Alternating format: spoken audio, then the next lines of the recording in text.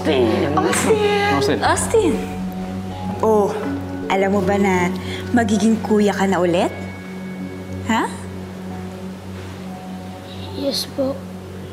Oh, bakit parang hindi ka masaya? Ayaw mo bang magkaroon ng kapatid? Siyempre po, happy. Mama Georgia, Hmm? pag lumabas na po ba yung baby, pwede ko po ba siyang sama sa house ni Mama Emma? Excited din po siya sa baby. Yeah, sure. Thank you po, Mama Georgia.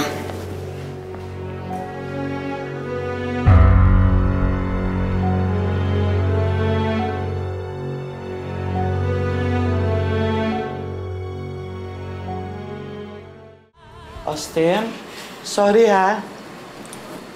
Ngayon ko lang nadala ang milk mo. Kasi, nag-celebrate pa kami ni Vicky at naisahan namin ang Reyna. Ano po? Ang sabi ko, nakahanap ako ng berdeng mangga para kay Mama Georgia mo. Halika na.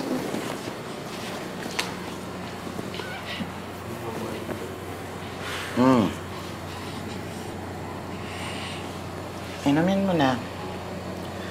O bakit? Sad ka na naman. Kanina pa yan. Ano? Kasi po hindi na po magkakabalikan si Mami at si Daddy. Kahit hindi po natuloy yung kasal nila Mama Georgia at ni Daddy. Austin, ang daming komplikasyon eh. Hindi ko naman kayang paliwanag sa iyo lahat. Alam ko na, Yaya. Ang ano? Dapat magkasama si Mami at si Daddy. Katulad noon, nung naglaro kami, okay na sila. Oo nga, ano? Tapos, malalaman nila na mahal pa rin nila ang isa't isa. Tama! Can you help me, Yaya? Of course. Ako pa. Go! Ha? Inumin mo na. I like that smile! Daddy, birthday po ni Miggy sa Saturday. Pwede niyo po ba akong samahan? Sure, Austin.